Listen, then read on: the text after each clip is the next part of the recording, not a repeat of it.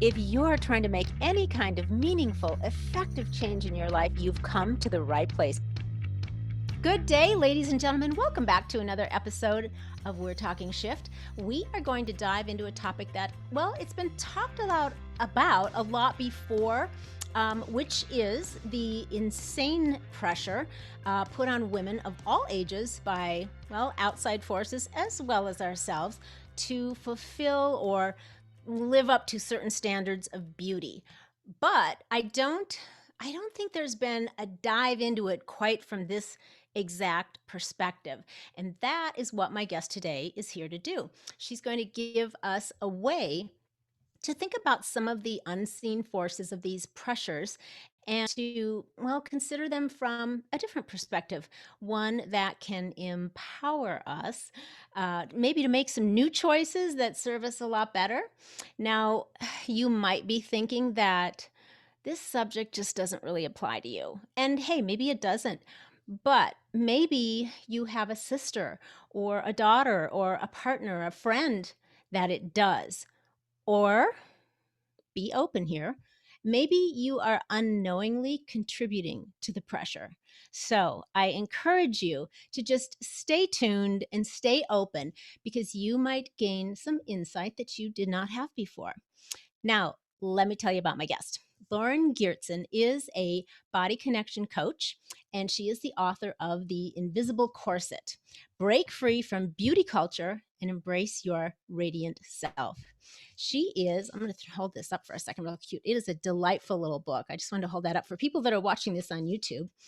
Make sure you check it out. But Loree is an intuitive mentor and a nutritional therapy practitioner, and she is crushing it, coaching people to transform their wellness with nutrition.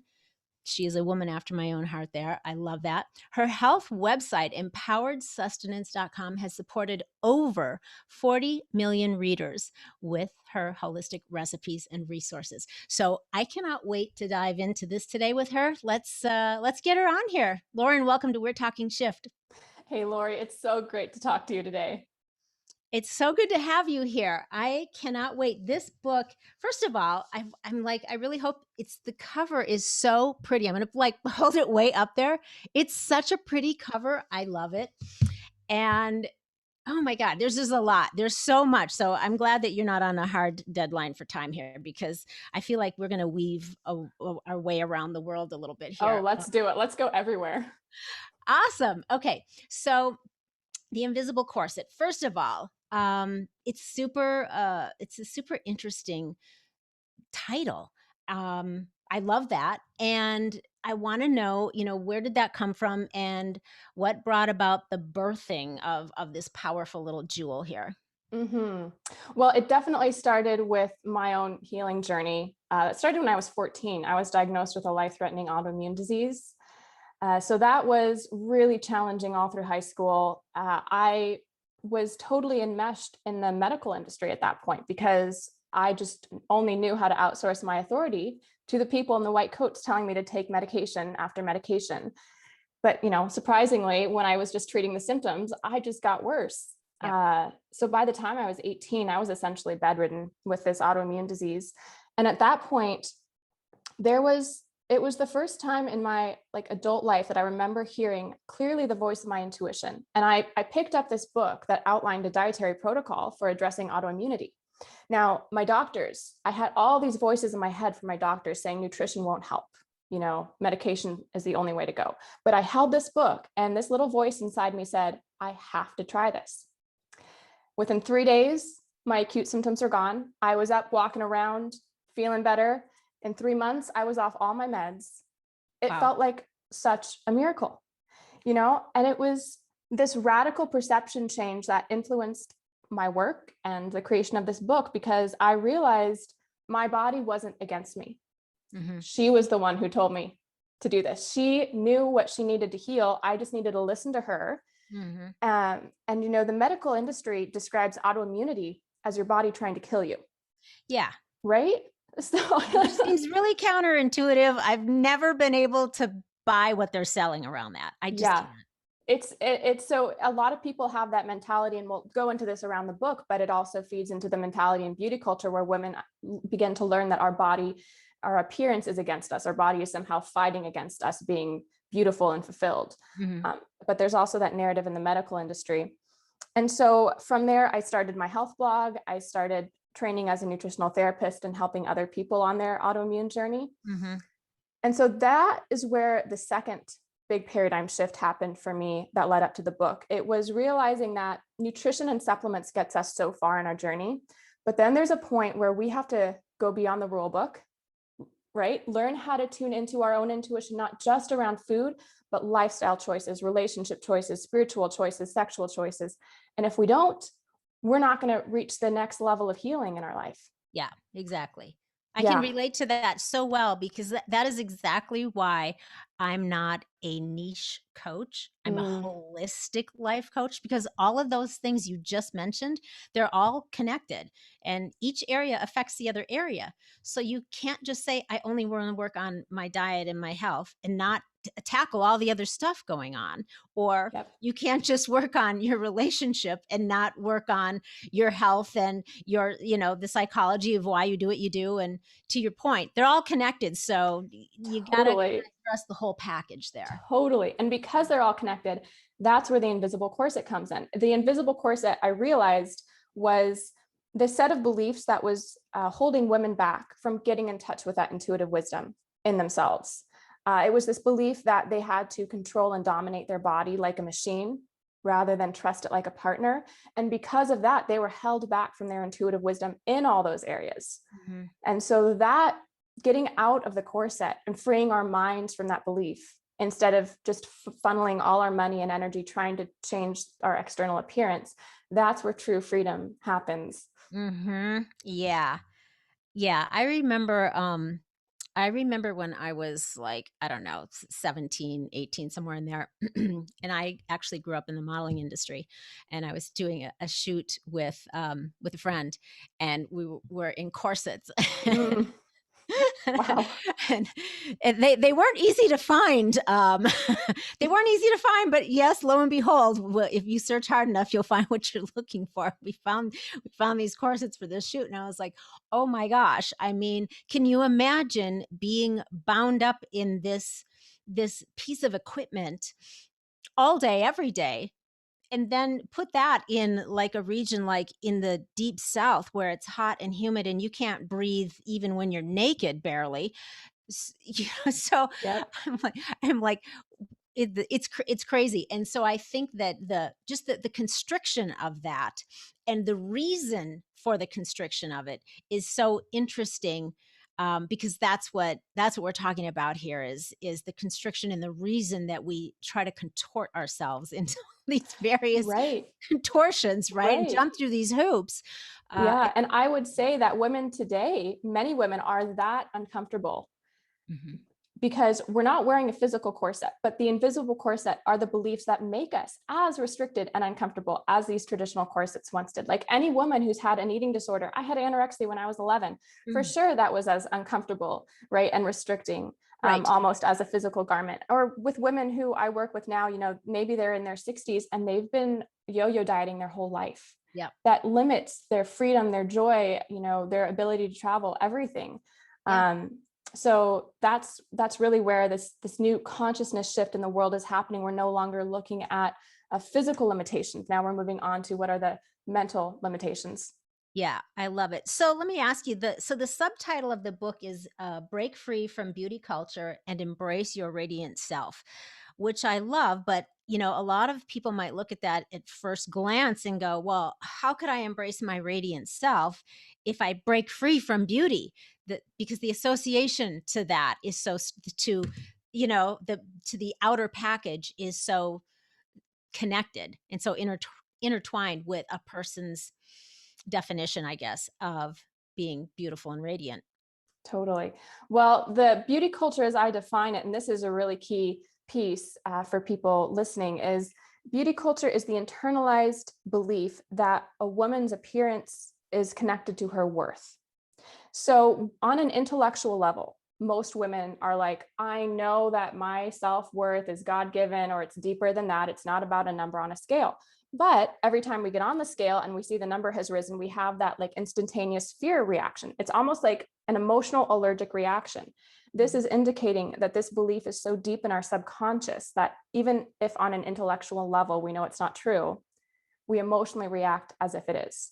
Yeah. Right. And so this is where it does apply to men who are listening, because we've all been steeped in this way of thinking, this invisible belief system.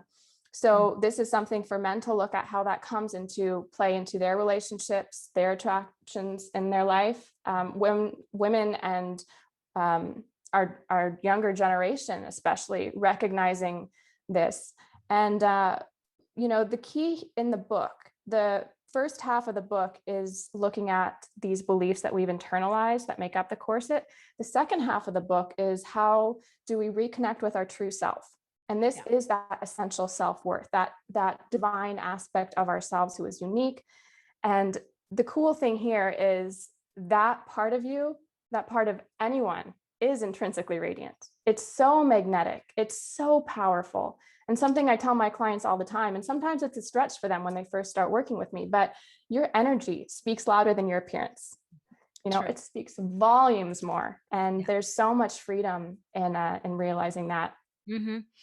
I can't agree more with that. The energy is it's everything. It's absolutely everything.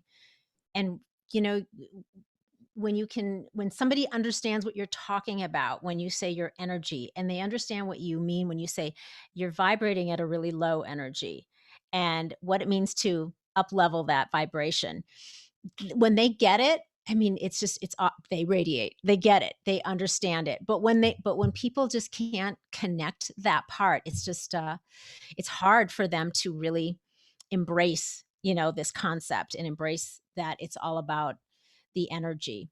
And then it's so easy for them to just kind of fall back into the the psychology of it's all from the outside.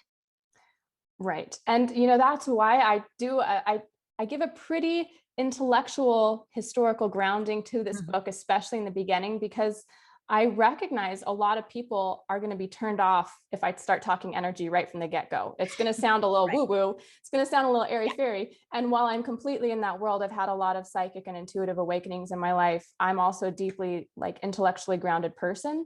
So I think it's really cool that we can come at this conversation from all these different levels, because people are going to resonate with different approaches here. Yeah, that's true. And I feel the same way. I feel very powerfully about the spiritual aspect, the energetic aspect, but I also feel like we have a brain and the ability to logic and reason too. And you don't just you don't just go with one or the other. You figure out the harmony, harmonious relationship between both of them. To me, that's kind of like that's my happy place anyway, for sure. And I got to tell you though, when I first started reading my first few pages, I don't remember what it was now, but at first I was like, oh, wait a second. Now, is this going to be like like burn your bras and don't shave your armpits anymore and throw all your makeup in the fire? And I was like, I don't know about that. And I was getting a little twitchy about it, Lauren. I can understand. It's like, I have yet to find a comfortable bra. So I'm down with that part. Oh, it's True and Co. Okay, this changed my life. I think this, I'm saying the company right, TRU and Company. Non-underwire, so comfortable, light support, but they look nice. Yeah, so there you go. Oh, thank you. Let's note that, Christy. Yep. Go back to that. Oh my God. So yeah, I'm down with burning those. But I was like, but I am kind of partial to some of my makeup, blah, blah, blah. And we'll get into that again later. But the point I was going to make is my intuition kept saying, just keep reading. Just keep reading. There's nuggets here. Just be open. So I'm not going to lie. I had just a little bit of that at first, but then I was like, oh, this is good. Then my highlighter came out, which it always does. Every book I own, and I have thousands, are full of Post-its and highlighters, and yours is no different. So I was so glad that I kept going with it. So what I want to ask you now is, I'm just curious because you do go into some of the things that you just mentioned. Did you get any like pressure or pushback from any particular groups, say, on kind of the content and like, oh no, you should lean more this way or lean less that way? Or did you have any of that you had to sort of go, thanks, but no thanks? Yeah, well, it really reflected the approach that I've taken on my blog. And that's really what drew the publisher to me in the first place and drew my team to me, having a background in health research and some unpopular opinions, but always just being grounded in a spiritual, research-based intellectual approach. So there was a lot of harmony there, but I will say the social justice kind of woke troop.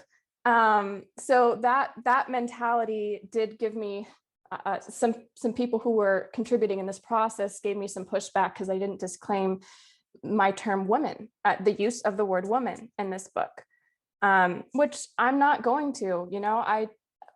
We can have that conversation on another day, but I feel good about my decision there, because really what this book is about in the end is stepping into your truest self. And I really champion whatever that looks like for anybody else, because I am so strong in my identity that I'm not threatened at all. Yeah. If somebody has a different conception of that, I personally I'm not on board with gender identity ideology, but I don't have a problem with people who are. It's just not my thing to play with. So I will say that there was that kind of discord, but otherwise, everything was totally in alignment. Well, bravo to you for saying no thanks, but no thanks. I respect what you're doing, but that's not how I'm doing. It's not my cup of tea. Yeah. Just not. I like it. Because it's not easy these days. I mean, people, like, when I say people, I mean like companies, corporations, entities are massive entities and people that have a lot of credibility and clout and pull are crumbling at the first whisper of, oh no, you can't do that anymore or say that anymore. And it's very disappointing, to say the least. Yeah, well, I think there's a lot of cult-like thinking that's happening in the world in all these different areas. And personally, I really found myself pulled into the social justice internet culture a few years ago. And I'm glad I had that experience. And it really does, it attracts really deeply well-meaning, big-hearted people, because our underlying goals are the same goals of helping humanity and the power of love, overcoming the love of power, and beautiful things like that. But what can happen, and what I'm seeing happen with the woke culture online, especially how it's like turning into the antithesis of enlightenment, because so many people now, like, you have mobs on Twitter sending death threats to people who they disagree with on trans issues or feminist issues or racial issues. That's not woke. No. Like, if you don't have the tolerance to sit down and listen to a person and like kind of come in with assuming best intentions on their part, you're not woke. And so it really is a cult-like mentality that has infected really beautiful goals.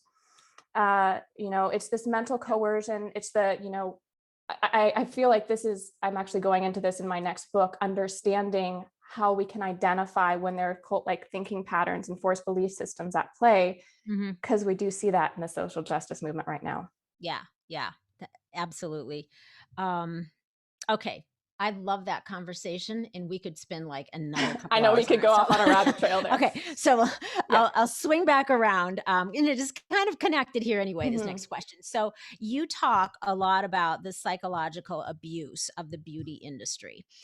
So let's talk about what you mean by that, because, on the surface, you'd be like, most women, well, it seems like they're just trying to help us. So let's dive into that a little bit. Let's do it. So a psychological abuser is somebody who says, I have your best interest at heart and I love you, but their actions tell a different story. Their actions say, I am exploiting you. And typically it's exploitation of your finances, your energy, your sexuality, or your psychic power, or your intuition. Sometimes it's a combination of all of those. When it comes to the beauty industry and beauty culture, I think it is all of those resources that are being exploited from women by these industries. And so, when women say, I'm making certain beauty choices because it makes me feel good. It makes me feel confident.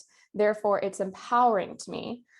Well, it can be true that beauty products can support the expression of your true self. Like, that's why I don't say go burn your bras and makeup. I have friends who have gone through this process of taking off their invisible corset. They have so much feminine energy. They wear makeup, they wear their boobs out, they have big hair, it's like Dolly Parton kind of, and they shine. That's truly their true self.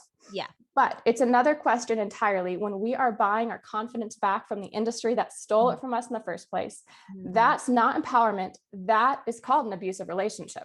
Right? That's like the woman who goes back to her abusive partner because he gives her money or sex or makes her feel good temporarily, but then turns around the next minute and continues to verbally berate her or hit her or whatever. Yeah. Okay. That's good, because it would be very hard to look at it that way. But when you actually do go, well, wait a second, let me think about this for a minute. And you do actually think about it for more than just a minute. You go, yeah, there is so much. Any magazine cover, that you pick up at any given moment is talking about, being empowered and being your authentic self. I'm so tired of that word, honestly. It was a beautiful word and now it's just watered down. But anyway, okay. But all of the empowering, be yourself, be your true self, be your authentic self, be, you can do anything. All of the messaging on all of the magazines, let's just say, but you can't get through one page without the products and the fixes and bingo. And the cosmetic surgeons being interviewed and saying, oh, well, if your face is too big, if your nose is too big, then here's a surgery to help. Like, who the F gets to decide if a part of your body is wrong? Like, and it's such a mind flip that it's so insidious that it is a bit difficult to realize. And one of the things that hit home for me and helped me realize this was, well, first of all, I was in an abusive relationship before writing this book. So I had firsthand experience recognizing these dynamics and learning about them. And, there are a few techniques that abusive people, industries, institutions will use. One is keeping you so busy that you don't have time to question the paradigm that you're in.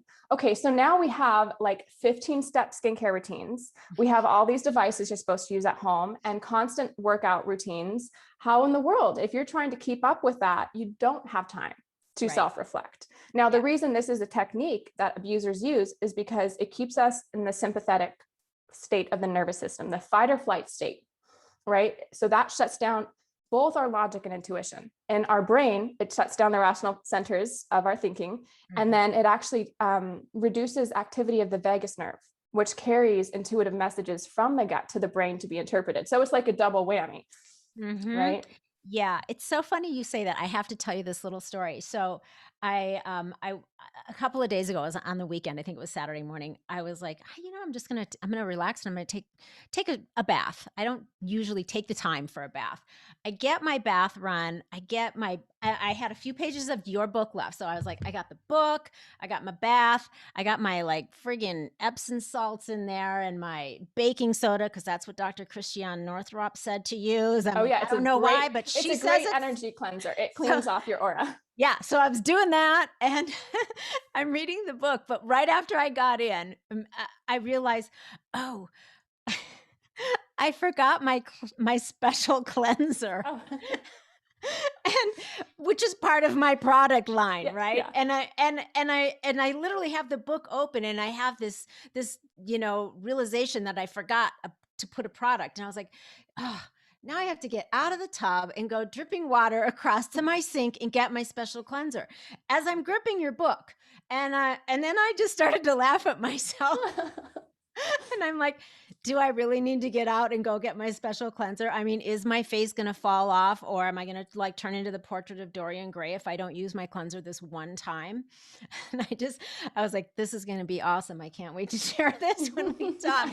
And I was like, no, I'm not going to get up and go get my cleanser. So that was like my big empowering moment. Taking off your corset right there. Right. Well, I love that. And I personally used to be very wedded to a very complex skincare routine that was it was way too much money. It was way too much. I was trying to buy products left and right, thinking, oh, if this one will give me clear skin, then I'll finally be happy.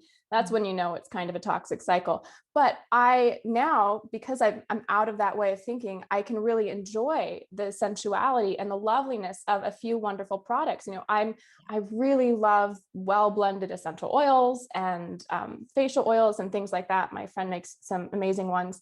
So it's like, strangely and ironically enough, the more you free yourself from the obligation and from acting out of fear, right? There's a lot of fear of aging, fear of not being perfect enough. Well, then you're free to enjoy it all the more because it is choice, it's freedom, and there's, more self-celebration in there. Right, right. And I'm glad you said that because it's one of the things I really wanted to make clear in our conversation for listeners is that nobody is saying, "Oh, don't spend your money on that. Don't fall into that trap. Don't do any plastic surgery ever for any reason. Don't wear your it's not about that. It's really about looking deeply into your motivation for what is your why? Why are you doing this? And Right. what do you think that it's going to bring you or give you? What that's really it's the next layer of why you do those things. Right. It's Or getting to who is your true self versus who is your false self. So I talk about this in the section where I talk about the beauty industry being an abuser. Whenever we're in a toxic societal system or belief system, we develop a false self. It's basically a programmed self that acts in the best interest of the abuser, of the governing industry or agency or whatever, a person, whatever it may be. So we can say, oh, I am, making this decision because it's truly my opinion. You don't know what your true opinion is when you're under that kind of mind control.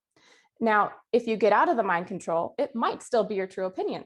It might be, but you actually don't know. And so there's this process of like detoxing the programming, getting to your true self. And once you're there, you can actually make a decision that's in your best interest. So I give examples like Dita Von Teese, definitely in her true self. I can see that from her energy. She has just this, lovely self-celebratory, radiant peace about her. I think Dolly Parton's another example of a woman who she uses all the accoutrements of beauty culture, not because she's trying to meet an external beauty standard. She says herself, she looks silly. It's because that's her true self. She loves it. She loves it. And then there's people like me who go through the process, and I stopped wearing makeup on a daily basis. I realized it was coming from a place of obligation and shame and inadequacy. That didn't feel right. Right. I started wearing much more comfortable clothing. Like I did burn my underwire bras, people quote burn them. I stopped with the skin tight dresses, and it was really a fun process actually, because I found my unique clothing style. I love fabrics, I love good tailoring, I love all that stuff. So it doesn't mean like I reject any of that, but it just means it's truer to me and it's more comfortable to me. Yeah, I love that. So how does one distinguish, would you say, between what they believe to be their choices Mm, and their personal desires and mhm, preferences, and being under the influence of brainwashing? mhm, If it's somebody that's like, I mean, like I hadn't really thought about the things in your book in the way that you positioned them, and and how you the credibility behind everything that you say. I mean, it's all there. This is not just you going, I think this and I think that. It's not about your personal beliefs. There's a lot of really amazing stuff to back up everything that you're saying. And so throughout my own journey, I'm probably twice your age, so I've had quite a journey, and I started out at age 5 in the modeling world. mhm, mhm, So there's been and there's things that I love. I have done some plastic surgery. I've done some of those things, but I think I've done them for the right reasons. I feel good about. I don't have regrets. mhm, Let me just say that. Um, but um but now I'm like, okay, I think there's still some stuff here. And then I started thinking more about it, and I was like, how long did it take me? Not anymore, but there was a long period of time where I was like, I can't I can't go to the store without having some makeup on, or God Mhm. forbid, I do decide to run out and hope and pray that you don't see somebody you know. I mean, has that ever happened? I know so many of us have been like, "Oh, I saw so and so in the store." Unfortunately, they didn't see me first, and I was able to duck behind, the bread counter or whatever. You literally hide. It's Yep, yep. ridiculous. And I'm like, I was there at one point. I'm not now. I'm fine going to the store without any makeup on. I don't care. But there's little things, I think, if you start kind of connecting dots along the way and questioning your own behavior around certain things like that is indicative Yeah. of maybe a little bit of, yeah, some It's such a structure. it's such a good question. So like how do we know when we're Yeah. acting from coercion versus our own choices? Yeah. Right. Okay, so a couple things. The first is there fear influencing your decision? Now, this might be well, like, of course, there's always fear influencing my decision, but that really indicates there's a lot of fear around this topic that doesn't need to be there. So, like, a big one that I talk about in my book is fear of aging. Mm. Women dyeing their hair or, using anti-aging processes or procedures, not because it's truly self-celebrating, but because that fear of aging goes so deep in our culture.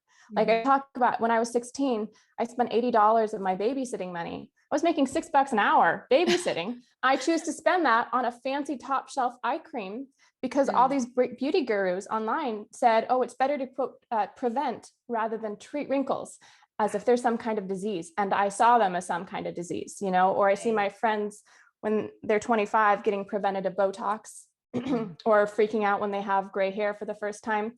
So when anti-aging actions stem from that, that's a reflex of fear.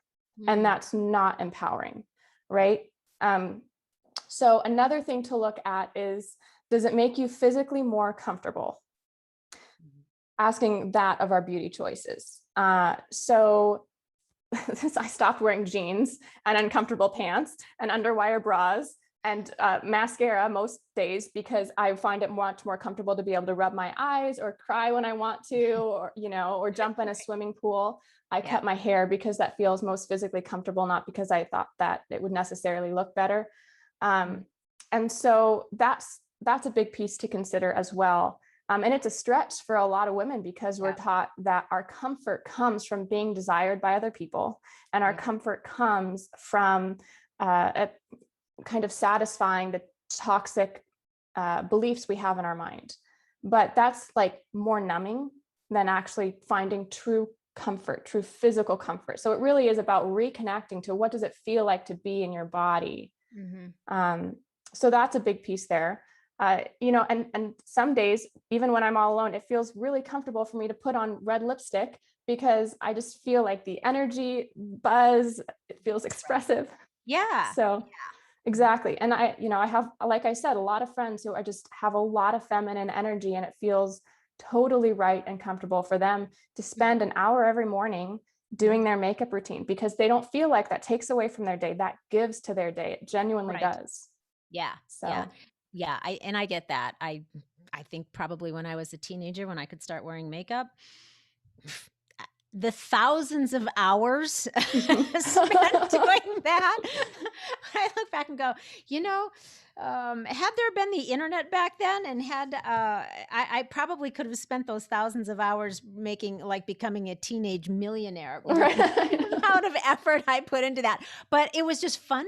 It was Yeah, fun for me. It was it just is. It's fun. it was a creative outlet, and Hmm. it was fun, and I guess, Hmm. and maybe part of that was just the growing up in the industry that I grew up in. It was just, like, all kind of part and parcel, but Right, right. And I want young women to know, like, yes, makeup can be totally fun and self-expressive. And if you felt like you genuinely had other alternatives to invest that creative energy in, Mhm. there would be, I think, a greater sense of choice around that. And I'm sure a lot of young women would still want to spend their time and energy playing around with makeup because it is inherently fun. But I think others would feel more liberated and less pressured so that they could invest their energy in other areas. Right, right. Yeah, it really is a two-sided coin, it really Hmm. is. Yeah. Right. It's like, I can't, that's where I wrote the book, is because I can't say, here's your prescription for getting out of beauty culture. It looks like wearing this and not wearing this. Nope. Here's your prescription. Go get in touch with your intuition. Yeah, totally. That's seriously what it really boils down to. At the very heart of the matter Mm-hmm. is tapping into that. Okay, so let's talk for a minute about the metaphor of the corset, because the invisible corset, you say, have 5 strings. Mm-hmm. So, do you want to like quick touch on each of those, the Yeah. internalized beliefs? Okay, Let's cool. do that. All right. So the first string is fear. I kind of touched on this Yeah. already. This is all the ways that our culture teaches women to be afraid of the natural expression of our bodies. So fear of aging is a big one, fear of our body size, of our natural body weight, our skin. But then there's also fear of our intuition, right? Mhm. Because it's not logical. We're taught to make logical choices that we can explain to other people, that other people will approve of. Well, that you don't get that if you're making intuitive choices sometimes. Right. So, Right. and then fear of our emotions, the whole natural spectrum of our emotions. The pharmaceutical industry definitely plays a role in trying to narrow the quote appropriate spectrum or appropriate duration of our emotions. And there's a lot of other societal forces that teach us to numb that instead of really tuning in and looking at what we're being called to change in our life. And so that comes from fear, basically, of the natural expression of our bodies. Mhm. Yeah. So, okay, so let me ask you this. Mm-hmm. And I'm going to read one of the things that you said in the book. It's I'll quote it. Modern day feminism is focused on victimization and women being victims. The invisible corset is something we agree to and do to ourselves. So that is, and I am harping all the time on a victim mentality. And it just seems like bizarrely, it's become more and more prevalent across, anyway, our country. It's This become a victim, social currency.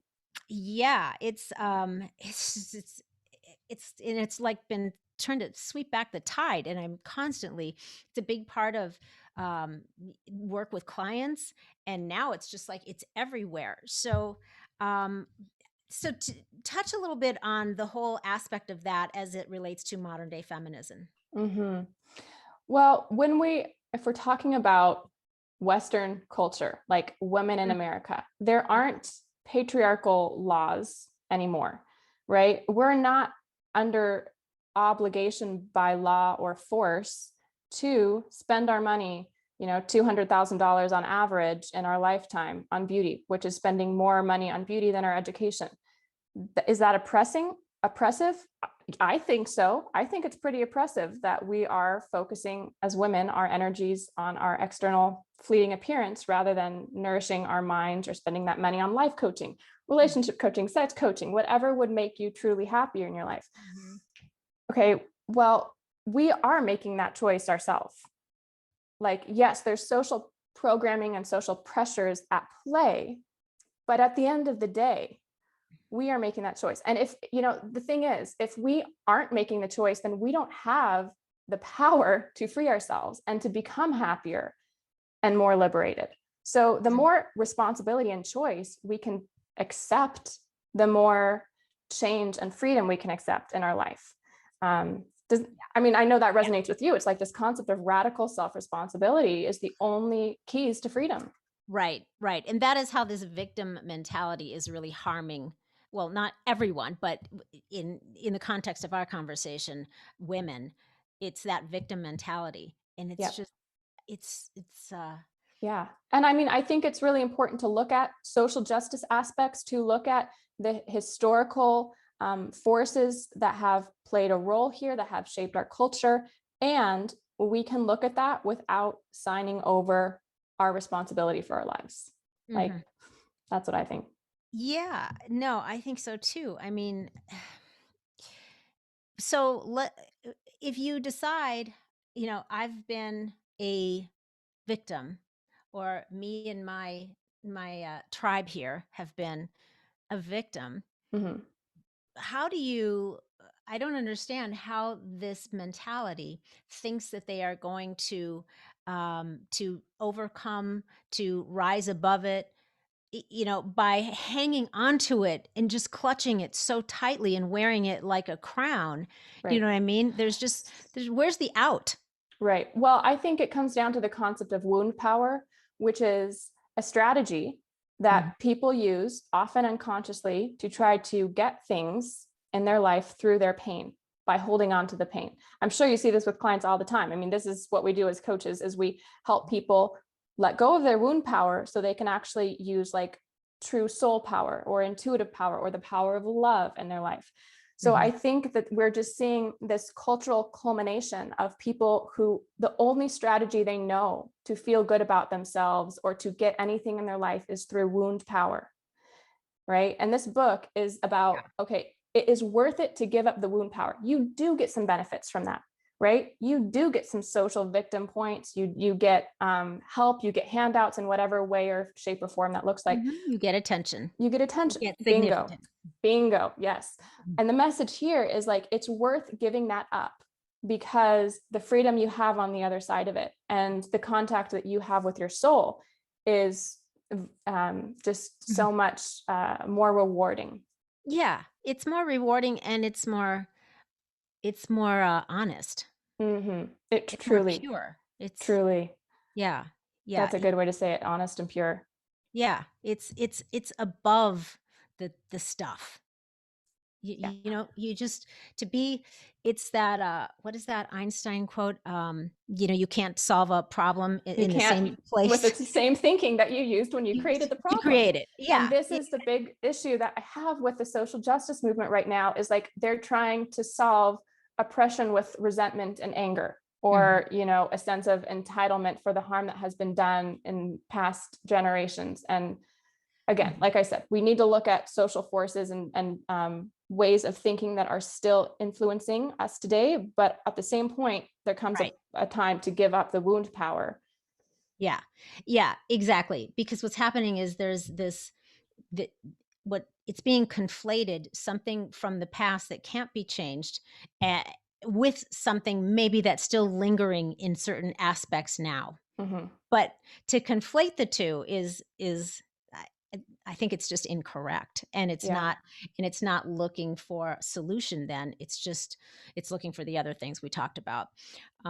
Okay, Yeah. there we go again. Yeah, I know we're off on the rabbit trail. Okay, we can come back. Should I go to the next string of the corset? Yes, Okay. yes. Okay. So the Please. next string is domination. Okay. So this is the ways that we have been taught to see our body as an object we own rather than a being whom we're in partnership with. So in the book, I go into a bigger historical picture of in ancient goddess worshiping societies. There was much more of a sense of partnership with nature, with our bodies, with other people. And then that shifted gradually over time, especially with the implementation of more patriarchal societies and patriarchal religion. And now it's something we don't really question, but Yeah. it's like we don't know that sense of self partnership that used to exist. Mhm. And so that is a similar theme for the next string, which is disconnection. And this is the ways that we've been separated from what I like to call, courtesy of Martha Beck, the energy internet, right? This is the energetic communication that is between the human body and other bodies and all of nature. But when we disconnect from our bodies, we lose touch with Mhm. that invisible language. Mhm. And so this is why in indigenous cultures, people were able to communicate telepathically. They were able to sense the presence of water underground, sense the optimal nutrient needs for the human body without any source of measuring or weighing or anything like that. Blood work, blood panels. Bingo. Yep. They were able to intuit the healing properties of plants. Yeah. The plants would literally sing the healing properties they had to offer. I've experienced this myself, and it is truly an invisible language. All of nature is talking to us. So the beautiful thing is when we can take off the invisible corset, reconnect with that intuitive wisdom within us, then we unlock these unique healing gifts. Some people are plant intuitive, some people are animal intuitive, some Mhm. people have that connection in other areas of their life. And in order to have the global healing we need right now, like people, let's get in touch with our gifts here. Yeah. Yeah, So exactly. yeah. Okay, cool. So that was Okay, the that was was the it third one. okay. The fourth string is mechanization. And so this is how basically the scientific Western worldview has turned the body into a machine rather than a spiritual being. Like I said, I come from a health research background. I have a decade in that. It really was a big piece of my personal journey. So I see the importance of a scientific perspective. I also see its limitations. We have to do, again, this big historical perspective of looking at how indigenous cultures saw the earth as a wise living being, right? Mm-hmm. And then we had this concept of there is divinity within the human body that we can trust. And as we in the Western world transitioned through the scientific revolution, especially with Descartes and his idea that the mind is separate from the body, right? Well, that eventually became throwing out spirituality or any kind of intuition from the body altogether. And that's where we are now. We are in this reductionistic, materialistic paradigm that's not scientifically accurate. Like, it's not supported by our most recent scientific research, but it's a dogma that sticks around and that influences how we see our body as lacking this intuitive, deep wisdom. Yeah. And I have that conversation too with clients frequently about learning to listen, that your body has a language and it is telling you things. It's telling you what it wants. It's telling you what it doesn't want. But most people are so disconnected from it. They either don't hear it at all. They don't even know it exists, or they choose to ignore it. They just override it.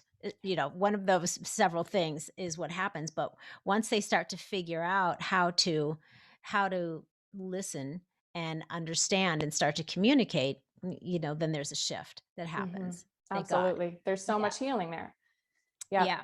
And then the last string, I feel like we really touched on this well. It's coercion, which is the invisible, propaganda, mind control, brainwashing that's at play that has us make decisions that are in the best interest of the beauty industry rather than our own best interest.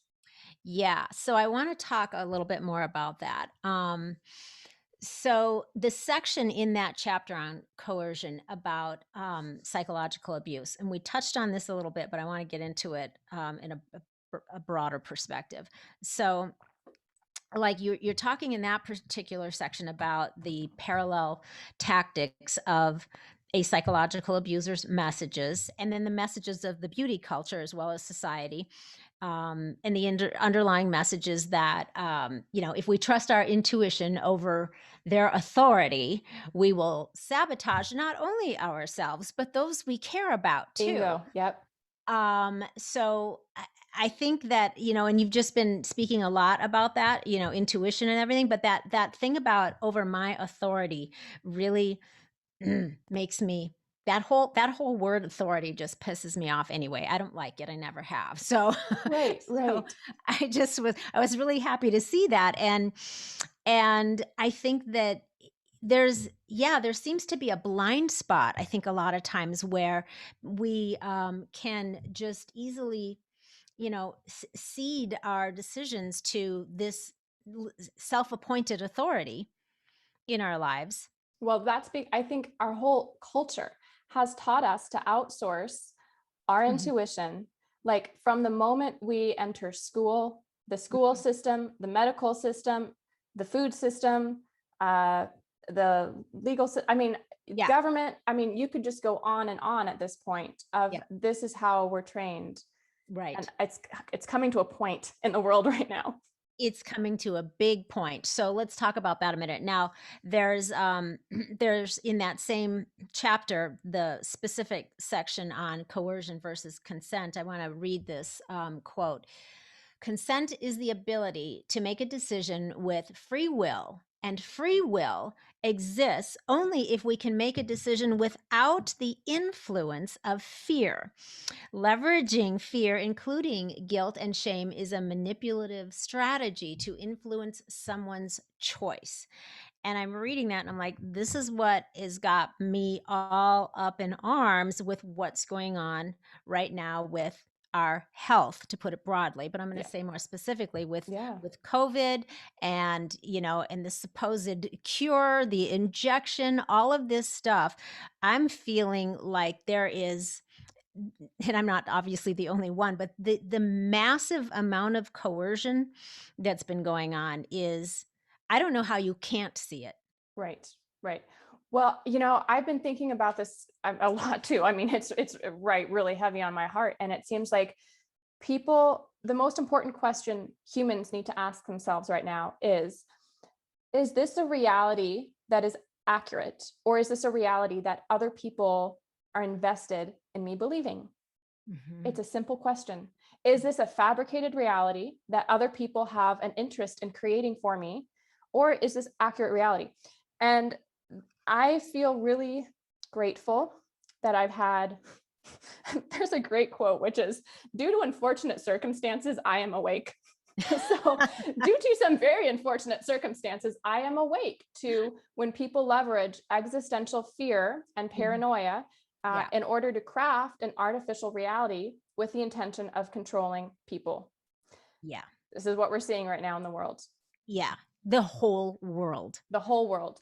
And so it's a spiritual battle. What's interesting is that I am hearing that more from the like conservative Christian community, which I don't resonate in all ways with, but on that platform, I'm like, yep, I completely agree, Mm. because this is a spiritual battle for the free will of every single human. Yes. Because when fear is utilized, injected in such a way like this, where it is so invisible and insidious and shame based, Mhm. we're losing free will by the minute and by Mhm. the hour.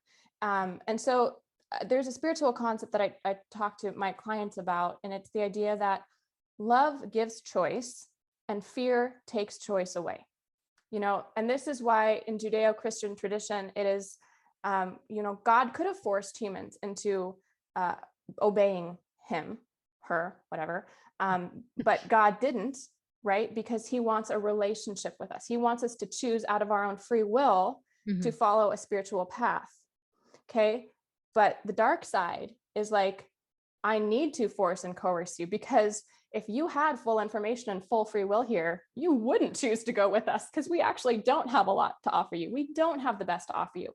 Love does have the best to offer. It does have the highest and greatest good for Mhm. everyone in the end. And so it can afford to give fully informed consent. It can afford to say, go look at every other opinion. Go look at Yeah. all these different perspectives, because I trust if you're seeing things correctly, if you sit with it in your heart, you use your logic, you use your intuition, you're going to come to me in the end. Yes. Use your logic and your intuition. Yeah, it's a lot right now, and I think the effort that has been made, using, leveraging all of these things that any, dime store psychologist even Mm-hmm. understands about leveraging fear, guilt, shame, so that it's not just authority coming on the news saying, "This is what you need to do." If you get a certain element of society to buy into what you're selling, and then they'll go out and do a lot of the work for you by by pointing the finger going, "Oh, if you loved me and cared about the rest of us, you would do this too." And that's how a So cult works. That's how you yeah, know it's a cult. yeah, and that is what is really, I'm so disappointed in so much of the thought processing, let me just say, going on here with so many that are, there's one group that says, "Look, this is not for me. I don't buy what they're selling. I don't want this. I'm not getting it. I'm not doing it. It's just, I'm not buying it." Mm-hmm. And it doesn't mean that you don't think that there's actually, people aren't getting sick. People are getting sick. There's no denying that. Absolutely. But the cause and the supposed solution, those things are still really in the mystery zone. Right. And the So big picture, Like, are we Right. really getting the accurate data on PCR tests and cases? And now we Mhm. have the data coming in around lockdowns weren't effective, but the, hypothetical computer modeling of lockdowns before we actually had human data said they were effective. Well, let's look at the human data rather Yeah. than the hypothetical computer, Yeah. theorizing. Yeah. So, So you've got this, one group saying, look, not for me, not for me. mhm, You do you, and that's mhm, fine. If you want to buy it, if you want to be injected, go do it. Bless your heart. I'm glad if that's your choice. mhm. But the other group, the one that wants that, isn't so it's not like we're playing on the same board game here. It's like, no, you must, or you It's are very just the most evil evangelical. thing that right. I mean, Exactly. yeah, Exactly. And that's how because when there is brittleness and defensiveness instead of curiosity and ease, yeah, that's when there's mind control, there's manipulation, and there's fear. yeah, And this yeah. is why, like you and me, we can be like, well, it's not my cup of tea. I'm not going to do it, but I don't feel the need to go knock on your doorstep and scream, insults at you Right. because, Yeah. it's that place of set, Yeah. love gives Yeah. choice. We don't want to force or impose on other people. Right. And we're not getting, those of us that feel that way aren't getting the same grace that we are offering those who do make a different choice. Yeah. I'm Yeah. not saying if their choice is right or wrong or good or bad. I'm not making any judgment over it. I'm just saying it's not right for me. And you do you, and God bless you. I hope that, Hmm. I hope it's amazing. Yep. Maybe you'll live forever. I don't know. But maybe I'll be wrong at some point. I don't know. I'm willing to be Yep. wrong, but right That now, is my favorite thing to hear from a person is I am willing to be wrong. yeah. That's something I talk about all the time is like in my book too. The best thing I ever was wrong. I thought I needed to look a certain way to be happy. Oh, wrong about that. That's great news. I thought that God Yeah. was a certain way based on my upbringing, but it turns out he's bigger than that and more Mm. loving than that. Well, that's a wonderful thing. Yay to be wrong Right. there. Like Right. Yeah. being wrong is the best thing that can happen to a human being. It is, being wrong and being willing to admit that you may not know Yeah, everything. imagine that. And neither does the authority, by the way. Yeah, yeah. Well, the thing is, like, nobody else, this is a radical thought, nobody else can have your best interest at heart because they don't know your heart, right? Right. Only you alone on your path can make the best decisions for you. Mhm. Yeah, whenever I say that word, the authority, now I think of The Handmaid's Tale. Hmm. I think of it from A Wrinkle in Time. Yep. Yeah, yeah. It's kinda, yeah, it's interesting. Hmm. Wow. So, okay, I'm gonna look at the clock. Alright, so I wanna make sure I get in, like, everything I wanna get in with you. Um, I wanted to ask you, there was a quote you said, that I think is super interesting. "You don't have to love what you look like." I thought that was just a very simple but kind of profound thing to say, because that's what's up for a lot of people. They don't love what they look like, so Hmm. hence they're jumping through hoops trying to change Hmm. that. Hmm. So, how do you say, to be okay with that? Yeah. Well, it's Mm. kind of like, so what? So what? Your perceptions have been hijacked by an industry that wants you to hate yourself. And so it's Mhm. going to be nearly impossible for you to ever look at your body and say, "Oh, I just absolutely love this because this is what the beauty standard is." Yeah, that's not going to happen for most people. But like, you don't love what you look like, so what? That doesn't mean you can't love your life. It doesn't Mhm. mean that you can't have super fulfilling, loving relationships in your life. It doesn't mean that it doesn't feel wonderful to be in your body. It doesn't mean that you can't have the best sexual experiences. It doesn't mean that Mhm. you can't have all of these wonderful things. Now, the beauty industry says all of that is on the other side of body modification, which is just always moving the carrot farther and farther.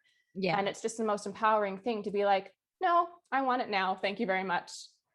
And it's yours for the taking. Mhm. You don't have to make your subconscious completely accept that you match the beauty standard because that's pretty impossible to do. Yeah. Yeah. You can still, to your point, love what you're able to do, what Yeah, you're able to create, how you're able to be the kind of person you wanna be, yeah. Like Exactly. I love that I can dance and express my emotions through movement, for example. Now, I grew up in ballet culture, which is very, very body toxic. So I don't know if there's going to be a chance where I can actually be in a ballet studio wearing a leotard and be like, I love what she looks like in that leotard. But I don't have to be, because I am focusing so much on, wow, I am expressing myself through movement, and it feels so wonderful to be able to do this. And that's where I've trained my mind to go, and everybody can train their mind to go there. Yeah. Yeah. And that's the perfect way to say it. It is a mind training. That your whole outlook. I have a saying, it's a mind your mind. And Mm, that's what it is. It is learning how to manage your mindset. How, what are you going to focus on? What kind of thoughts are you thinking on a regular basis? What is your patterned way of, reacting and thinking about things? And it is all about mindset and mindset training. And so that's a really good point, because some people, when they're not used to that, they don't think they actually have any control, like it's right. running itself, Right. which it is Well, if you let it. yes, it does feel automatic, but the process is, oh, it's automatic. And then you're noticing you're having these automatic thoughts, and then you can change them. Right. Exactly. Hey, do you have a going rogue story for me? Yes, I do. I was looking forward to this question so much. Okay. Because I feel like this is a good analogy for what I just talked about, in terms of, we're at this point where people need to ask, is this a reality that's been created for me? Or is this a reality that my soul is telling me is true, and that my intuition is telling me is true? So I had a past life awakening that just absolutely shattered my perception of reality. I was 22, and at that point in my life, I was very religious. I was very scientific as well. Like, that's where I found my identity. Reality was in this nice little box that my religion and science prescribed for me. And it said, reality is this big. It looks like this. Time is linear. Souls don't come back.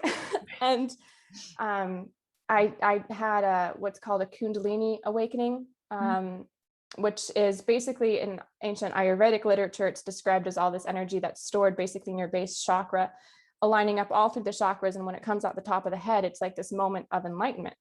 And it was spontaneous, and it really was a moment of like enlightenment. I was out in the ethers, realizing that the earth is not what we think it is. It's not the ultimate reality. There is something much, much bigger. And also realizing that there was this person in my life who I had known and loved for many lifetimes, that this was not a new meeting, and that it was worth it for me to overcome a lot of like social conditioning and social conventions to be with this person. And I came out of that moment, and I was just like, wow, I am facing the biggest choice of my life, which is, do I believe my soul? Do I believe the reality that I just experienced? Or do I really believe the reality that has been dictated to me? And I chose to believe my soul. Wow. Yeah. So did you share that with anybody? And did they think you were like going way down the wrong path? I didn't share with my family or friends at that time, because I didn't have words, and I was so uncomfortable with how I might be judged. And what was beautiful was I did have spiritual teachers that came into my path at the right time. I really believe that happens for people. Yeah. When we choose to be on the spiritual path, we're going to get the support we need, because there was no way I could have done that alone without, somebody being like, okay, so, here's what you might have been experiencing in terms of spiritual terms, and other people have gone through this, and you're going to be okay if you don't obey the thought systems that you grew up in. Right. So how did that kind of awakening, or that experience, that that enlightened, knowledge, so to speak, or knowing, so how did it change the course of your life then? I mean, besides going, okay, I don't have to believe this, what actually boots on the ground, Yeah. what changed? Well, that got me into the abusive relationship that opened my eyes to so much of what came after. This man I had this deep, enduring soul love for, it turns out he was a psychopath. That opened my eyes in ways that was profound. He was basically a dark magician who was a very powerful, energetic manipulator. So he worked on the spiritual realm. So this not only opened my eyes to psychopathic and narcissistic and abusive dynamics, it opened my eyes to spiritual warfare. It opened my eyes to the spiritual support that is available to us that I needed to learn how to call on, the spiritual gifts in myself that I needed to call on in order to save myself and get out of this relationship, because it became very, very dark and high stakes. And realizing how many other young women he had hurt. He basically would put young women under a spell, drink our life force, and spit out the shells. Ugh. And I was just like, when I realized after 3 years in that journey, in that relationship, that was what was happening, and I needed to end the cycle. And it really was a spiritual training ground to see that dynamic happening on a global level, because that is happening on a global level. There are forces, there are people who are drinking the life force out of human beings and just spitting out the shells. Interesting. So that experience, even though you had to go, you had to go through it, you went through it. I mean, you had to, or you wouldn't have, right? Yep. I mean, that's just the reality of that. But having gone through it, you've been able to probably see what's going on, on many levels, not just globally, from a whole new perspective that you may not have recognized before. And I know that was divine appointment, that I was in that situation for it, because I see what's happening on a spiritual level, on a psychic level, on a mental coercion level, because what is happening now is the dark forces in the world, they are pulling out all stops. They are battling on all those fields. And, people who don't have personal experience with that, or who are just can't comprehend true darkness. Because before that experience, I was, a light-filled empath. I thought everybody was kind. I couldn't have comprehended true evil. And that is what has given me wisdom, and there's a lot of people who don't have that wisdom right now. And it's important. Yeah, no, I agree. There's, there's a lot of, there's so many people out there that have, over the last, especially couple of decades, really just the last like 20 years, and especially the last 10, really tapping into all of, they're more, empathic, and their, emotions, and all about the love and all of those beautiful things. But there, as we touched on earlier when we first started talking, but there seems to be a disconnect a little bit, not with everyone, but with many, with using some reasoning and logic, and and how that works for the whole, and not only how it works for the whole, but how it works for the whole that includes a lot of people behaving badly, misbehaving, and not being willing to see that for what it is. Right. It's a level of discernment that's missing. Right. And it's like, I really think the biggest threat in the world right now is well-meaning but weak-willed people, because we need to draw on the courage to stand our ground, to know our truth, and to speak our truth. And if we don't, then we can be pawns for dark agendas and dark people. There are a lot of really good people who are being pawns for a dark agenda. I was there in my life. I was a pawn for a dark person. I'm glad I had that experience, because now I can empathize. Now I can know, at least to some degree, well, here's the messaging that can help you get out of that situation. Or here's what you need to look at. Yeah, because you can recognize it. Yeah. It's like my soul got eyes through that. Yeah. Exactly. Oh my gosh. Well, this has been amazing. There's so much more here, but I love everything that we talked about. The book is really special and I really enjoyed every bit of it. There's quite a few people that I'd like to suggest to read it. And I'm so grateful that you spent this time with us Oh, today. thank you so much, Lori. I just have so much admiration and respect for you. And it just feels wonderful to connect with somebody who's so, like-minded and on the same wavelength. I love it. Well, let's do more of it. And before I let you go, do you have any final, whether it's just tips or a thought that you'd like to share with everyone? Yeah. So I think something important to realize right now is that the human body is the most accurate truth sensing device, whether that's sensing the truth in your life, your relationships, or the world at large. And, that's why we've been divorced from our bodies intentionally. And there's just so much healing with getting back in tune with that truth sensing ability within us. Perfect. I love it. So burn your bras if you want, wear your red lipstick if you want, whatever. Feel good about it. Do it for the right reasons. And that's a wrap, everybody. So thank you so much for spending time with me and Lauren today. We hope that this conversation has given you a much deeper and broader perspective on the subject and how actually this subject is bleeding into the larger picture of what's happening. So, hey, if you haven't already done so, please make sure to subscribe so that you don't miss any future episodes. Share the show, spread the good shift around, give us a 5-star rating and a review. Your reviews really do help inspire other people to watch the show and listen to all the good shift being shared here. So, until next week, my friends, stay feisty, stay healthy, and go make some epic shift happen in your lives. And that goes for you too, Mr. Gary V. No slacking.